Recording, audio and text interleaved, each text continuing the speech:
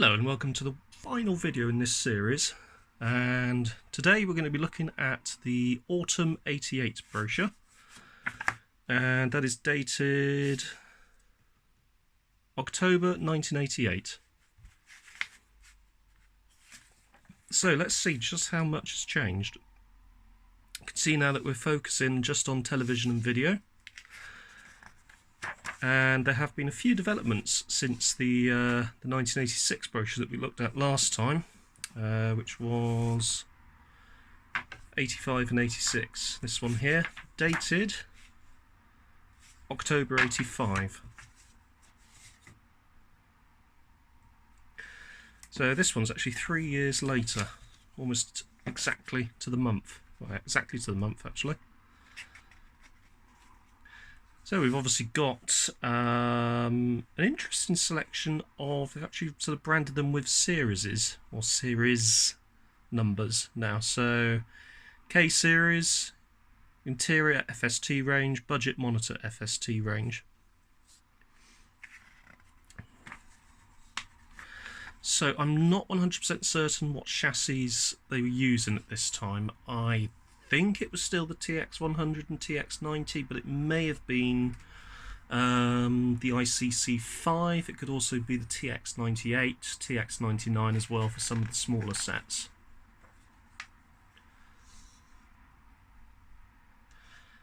So the whole sort of brochure seems, I don't know, I suppose you could sort of argue it's a bit more, it's very late 80s in its presentation, almost sort of more slick.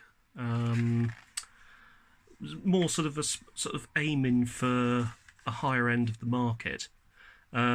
Certainly, as focus was moving away from the rental market, the sort of really the only market left was the consumer market, where obviously people would buy their sets rather than rent them.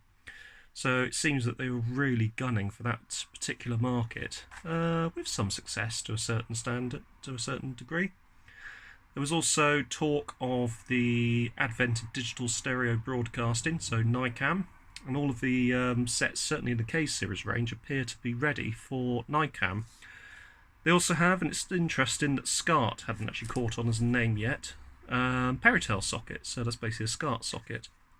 And they also had another new development, fast text, which was sort of becoming popular around 1988 onwards, and really was the de facto teletext standard from sort of this point onwards. Some of the lower end sets from various manufacturers still came with teletext, but most of them had, most of the typical sets had fast text. Then we have the absolute monster here. This is a 68cm K series. That would have been a 28-inch set. It's a 68K4 super planar NICAM stereo model. Video cassette recorder not included. That really is a lovely looking set, very of its time, sort of typical sort of black finish, very late 80s, very swish, very, you know, very pleasant to look at. Various other sort of features as well. And also they had this sort of new style of remote, which I rather like. Still quite chunky, but a little more modern looking than some of the earlier remotes, and sort of takes a lot of design cues from the Sony remote controls of the era.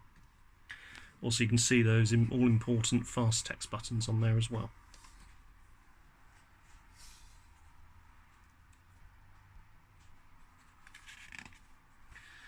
Then we move on to the interiors FST range. You can see that arguably these are a little lower end. They don't appear to be stereo for starters. As you can see here, I think these use the TX98 chassis, certainly the 51 or the TX99, certainly the 51cm did. Not sure about the 59cm, that may have been the TX100. I'm not sure, as I say, if they were using ICC5 at this stage. I think this was sort of really sort of one of the last of the Fergusons. Bit of information about the interiors FST range. You've obviously got top of the range with the K series at the beginning. Slightly lower down, oh, they also, oh, look at that, the interiors Super Sound fast text set, 51H4, 59H4, 66H4, dual TV video remote with 55 functions, including control of audio levels such as volume, bass and treble. So it looks like they were still doing the Super Sound series as well, which is interesting. I honestly thought these were just the mono, but there you go. Still, we can also see what we have. If it has 4 at the end, it's Super Sound. And it also has across the range, but only on the larger screen models, you've got the Peritel socket. So I'm guessing that would probably be an option for models slightly lower down the range. Remote control on all models though. Fast text on the K3, 51K3, 59H3 and 66H3 upwards. Glass faceplate on all of them, which was a bit of a styling gimmick, but was supposedly used to improve contrast. And you used to see a lot of FST sets from this era actually having that, so I do wonder if it was either an afterthought or people realised that the FSTs were not quite as punchy as the 540X range that predated them. Oh yeah, there you go. There's your Super Sound. So that one there, which we're just focusing on now, is the Super Sound model. So in both sizes, 66cm and 59cm. Similar remote control to the K series. Also rather nice top-mounted concealed occasion controls on this particular model. It's got a nice little touch. And I think that's across, yeah, that's across all of them as well. That's a nice feature. I rather like that. Instead of just having them haphazardly placed under a flap on the side, or either side, you've actually got them right on the top of the set, so it doesn't sort of interfere with the speaker lines, which is nice. So you've got a symmetrical effect on both sides, and it doesn't really sort of interfere with that top line either. That's a nice little feature. I rather like that.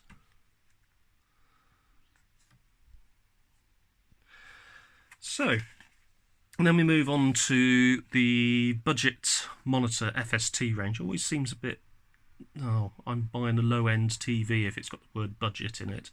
But, you know, I think they use very much the same chassis as the other lot, so you're not really buying a budget model, you're just buying something that is slightly more compact and slightly cheaper, but yet still maintaining a certain amount of style. And certainly that sort of popular for the late 80s black ash finish, which really does look quite nice and certainly fitted into a lot of the living rooms of the time.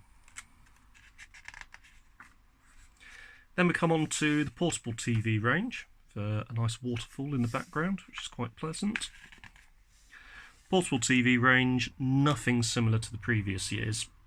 This one's interesting. It comes with this, can come with this little stand which can accommodate a video recorder plus storage for cassettes underneath, which is quite nice. Not sure what chassis these use. I want to say TX90, TX98, TX99, but again, not 100% certain.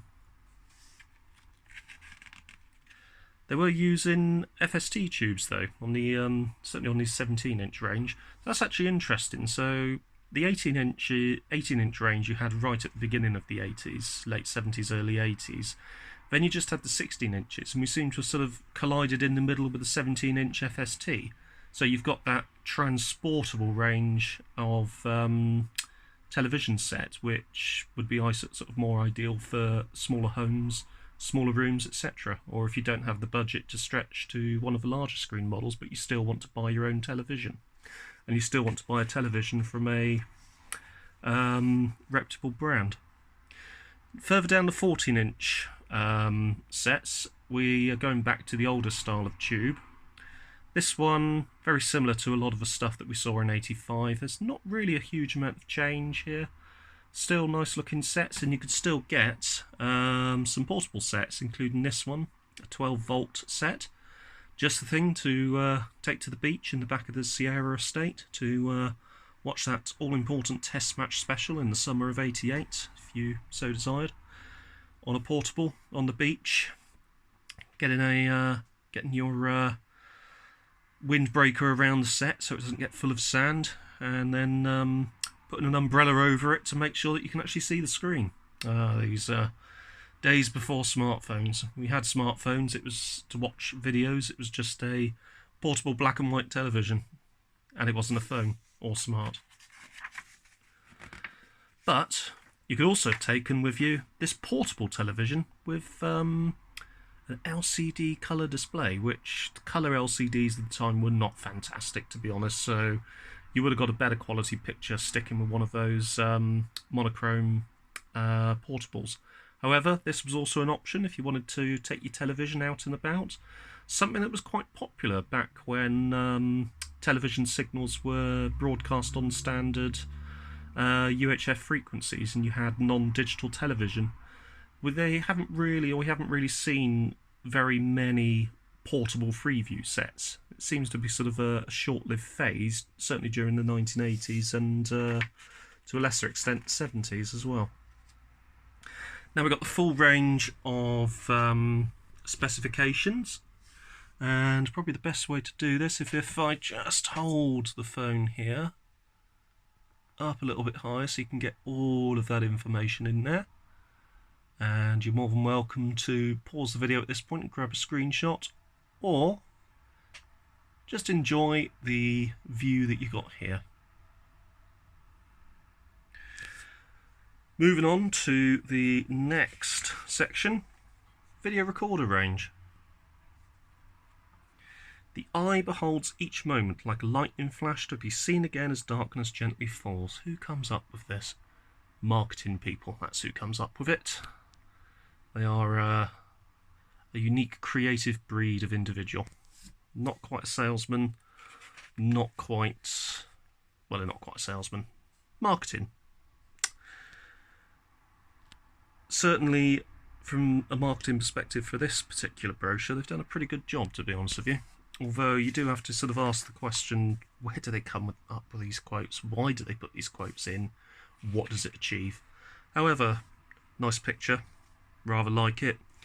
Breaks up the journey into the video recorder section. So, everything has pretty much changed from 86. This appears to be our lowest end video recorder. Comes with HQ picture enhancement. I think it's still based on JVC. I think this was sort of the last sort of generation of Fergie video recorders that were based on JVCs before we went to the Thompson series of VCRs, which yeah, anyway, moving on. Next up, we got the 8-event 1 year remote programming VCR. That's a nice feature actually that you were starting to see, was the 1 year program timers. So you could actually set, if you had say something on weekly, in my case when I was younger it was every Wednesday night 6 o'clock, Star Trek The Next Generation. I could set a timer of my own individual choosing to record every Wednesday at 6 o'clock, and as long as I plonked a tape in there it would record that event for me for a year. Very handy, to be honest with you. Very nice little feature. However, this one doesn't have long play, so you were still stuck with standard play, but not a bad thing. You've still got those 8 events up to a year ahead. Very handy feature. Also useful for soaps as well. If you were, say, out when Neighbours was on, you couldn't catch either the 1:15 or 5:35 showing. Set it to record every single day. When you get home, you've got Neighbours waiting for you. This one has LCD programming. Doesn't have anything additional to that. I think all of them come with a Peritel socket. Even the lowest end model has got a SCART/Peritel socket, which is good. LCD programming, which was a popular feature across a number of different manufacturers at the time. Panasonic had their own variation on the system, which used a barcode scanner, which was quite interesting. You had a sort of book of barcodes, and you would scan a barcode to give you an individual time and an individual setting. On these, you would program the remote, and then you would transmit that program to the video recorder, and that would set the timer. It was one thing that was always a criticism of video recorders, either VHS, Betamax, Video 2000, whatever, was the inbuilt timing facilities were fiddly to sort, and there were a lot of innovations along the way to try and make that a little bit easier. Probably the biggest innovation was Video Plus, and then Video Plus with PDC, also known as Program Delivery Control. Further up the range, we've got a very similar to the other models looking FV22, which was a long play video recorder.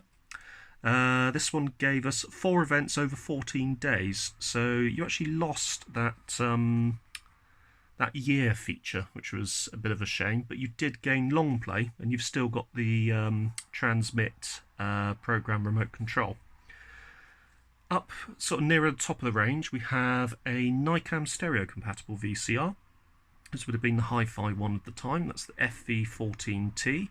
Very nice video recorder.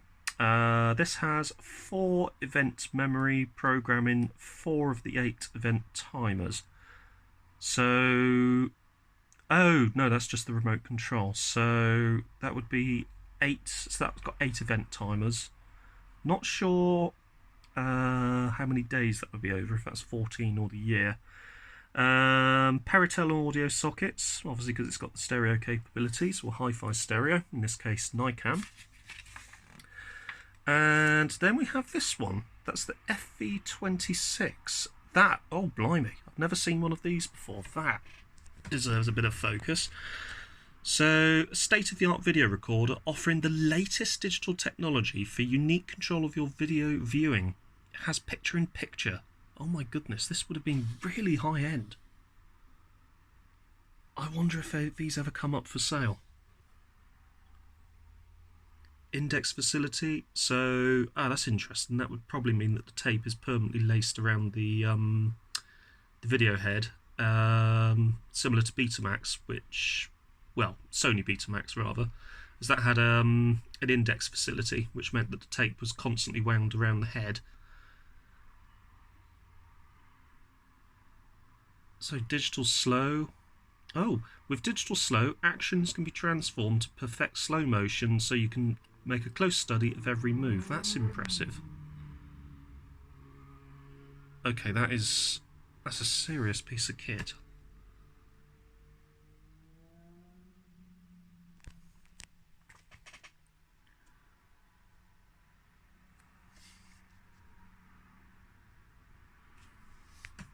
Never seen one of those in the wild. That's a very nice video recorder. And, oh blimey, even nicer, well, I don't know, not quite as nice maybe with not as many features, but we've got Super VHS or SVHS.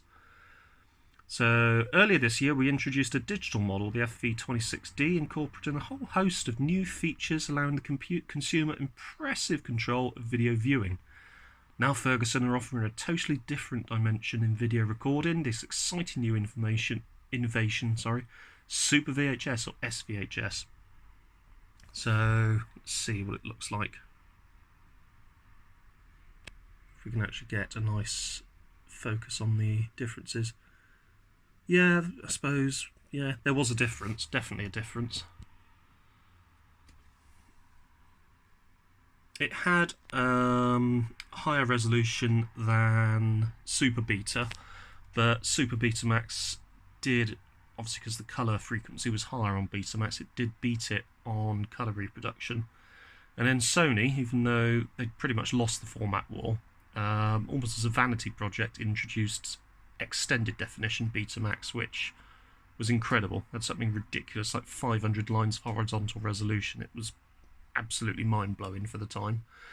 ED Beta decks were produced up until 2002, I want to say. So for a format that arguably failed, it had a very long life and sired a number of more successful formats like Betacam and Video 8. However, Super VHS was one of those things that didn't really take off in the consumer market, and you didn't really see very many of them, to be honest with you. In the end, certainly on higher end JVC decks, Super VHS was almost sort of was pretty much included as a standard feature. Some decks had the capability to play back Super VHS recordings, and slightly better decks obviously had the ability to record. So the video photography range, what do we have here? All the beauty of the world can be captured in a moment, even the fleeting wonder of a rainbow. How nice. Let's see what we got camera-wise. Oh, that's a nice little camera. that has long play as well. That's exciting. And HQ advancements. I'm guessing these are probably rebadged JVCs.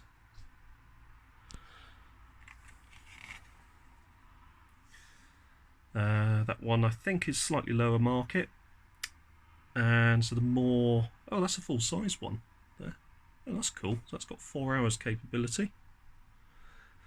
So the full size ones were quite popular because you could actually get more on a cassette than you could on one of the compact VHS-C ones. And then we've got a range of accessories, various bits and pieces that you could get. Oh, this is interesting. That is a character generator. So that enables you to superimpose titles on the scene when transferring or during recordings. Special effects include scrolling up and down, speed adjustment in 5 steps, zooming in and out, and starting and finishing centre or top left-hand corner. Stopwatch facility for sporting events. Titles with 4 different character sizes. Quantel it is not, but still pretty good for your average sort of home video. The sort of thing that you'd see the cool uncle having.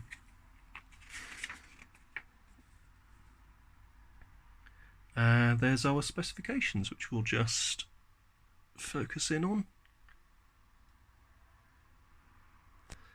And if I'm not mistaken, that brings us to the end of this brochure and also the end of this series. I hope you've enjoyed this. If you have, don't forget to hit the like button, don't forget to subscribe, and I will see you again soon. Take care and goodbye.